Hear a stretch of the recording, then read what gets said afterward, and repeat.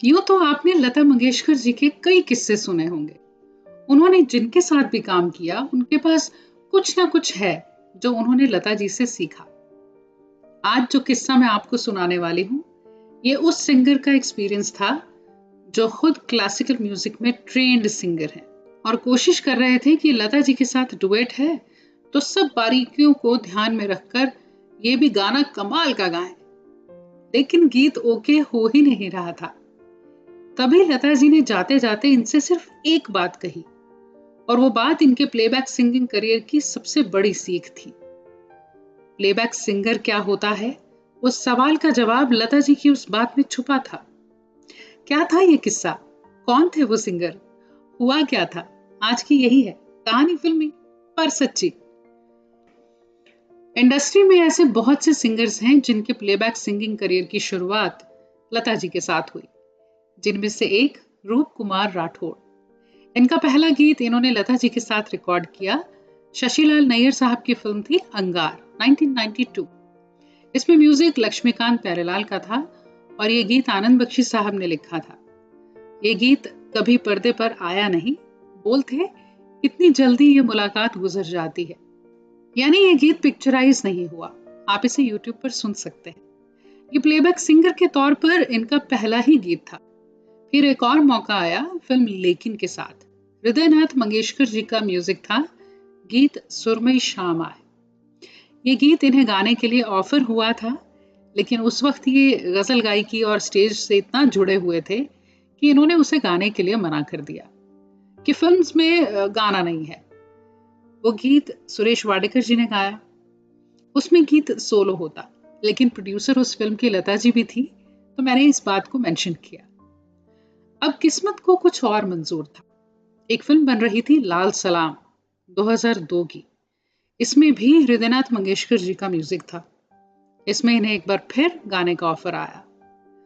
इस फिल्म में लता जी के साथ इनके 2 डुएट थे और जब रिकॉर्डिंग थी तो रूप कुमार राठौड़ की डबिंग सुबह थी। ये पहुंचे, वहां गुलजार साहब जिन्होंने गीत लिखे थे वो भी थे और हृदयनाथ मंगेशकर भी। वेस्टर्न आउटडोर में रिकॉर्डिंग थी, इन्होंने गाना सीखा और गा दिया। रिकॉर्डिंग ओके हो गई, सब बहुत खुश थे। तारीफ हुई तो ये भी खुश कि मैंने अच्छा गाया है। अब शाम को 4-5 बजे के करीब लता जी स्टूडियो आई। उन्होंने अपना हिस्से का गाना था। लता जी माइक पर गई और 2-4 लाइनें उन्होंने गुनगुनाई और फिर 15 मिनट में उन्होंने अपना गाना गा भी दिया। वो भी ओके हो गया। अब रूप कुमार राठौड़ जिन्हें अभी तक ये लग रहा था कि भाई मैंने तो कमाल गाया है, इन्होंने जब लता जी की रिकॉर्डिंग सुनी तो लगा कि मेरे गीत में बहुत कमी रह गई है, मुझे तो गाना आता ही नहीं है, गाना तो अब हुआ है जो लता जी ने गाया है। अब ये खुद ही खुद परेशान हो रहे हैं और हृदयनाथ जी ने इनका चेहरा देख लिया, मुस्कुराए, क्योंकि वो परेशानी उन्होंने देख ली थी। अब रूप कुमार राठौड़ ने इनसे कहा, बाबा मैं गाना फिर से रिकॉर्ड करना चाहता हूँ। बोले क्यों? इन्होंने कहा कि बाबा मेरा गाना दीदी के सामने कितना खराब लग रहा है। हृदयनाथ जी ने कहा, ठीक है तुम चाहते हो तो गाओ। नहीं नहीं अभी नहीं, जब दीदी चली जाएंगी यहाँ से फिर गाऊंगा। उनके सामने गाना आसान थोड़ी है। पर लता जी जा नहीं रही थी, सब मस्ती कर रहे थे और रात के 8 बज गए। हृदयनाथ जी ने कहा कि देखो गाना है तो अभी गा लो, कल ये गाना शूट पर जा रहा है।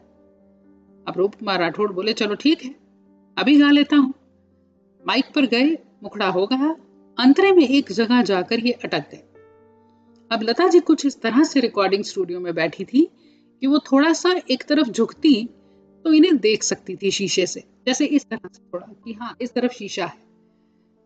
जब जब वो एक तरफ को थोड़ा झुक कर देखें, ये और नर्वस हो जाए और वही लाइन गाते गाते 7-8 टेक हो गए, पर ठीक नहीं हो रहा था। ये उसी लाइन पर ही थे। लता जी उठी, उस कमरे से बाहर आई। रूप कुमार राठौड़ के पास से गुजरते हुए इन्हें देखा तो नहीं उन्होंने, लेकिन ये कहते हुए निकल गई कि डॉक्टर क्लासिकल सिंगर नहीं है। अब इन्होंने सुन तो लिया, लेकिन ये क्यों कह गई हैं वो, ये अभी समझ में नहीं आ रहा था।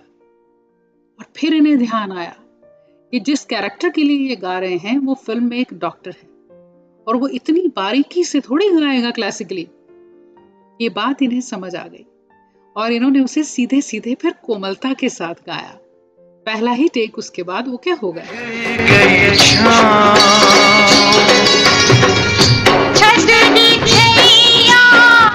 लता जी की कही एक बात में बहुत बड़ी सीख थी प्लेबैक सिंगिंग के लिए, कि आप एक कैरेक्टर के लिए गा रहे हैं जो फिल्म का कैरेक्टर है। इसलिए तो लता जी ने किसी भी उम्र के कैरेक्टर के लिए गाया हो, वो आवाज उस कैरेक्टर को जस्टिफाई करती है। जैसे डीडीएलजे का मेरे ख्वाबों में जो आए, वो एक यंग लड़की का गीत जिसे लता जी ने तब गाया था जब वो 65 साल की थी लगभग। फिर रंग दे बसंती का लुक्का छुपी, जो माँ के कैरेक्टर के लिए। लुक्का छुपी बहुत हुई। और लता जी के गीतों का कितना मैं जिक्र करती जाऊंगी। आप भी बताइएगा जहां एक स्पेसिफिक कैरेक्टर के लिए आपने लता जी की आवाज को नोटिस किया हो कि बिल्कुल फिट है, कमेंट्स में लिखिएगा। कहानी अच्छी लगी हो तो फिर इसे लाइक करिएगा, और चैनल अभी तक सब्सक्राइब नहीं किया है तो वो भी जरूर करिएगा।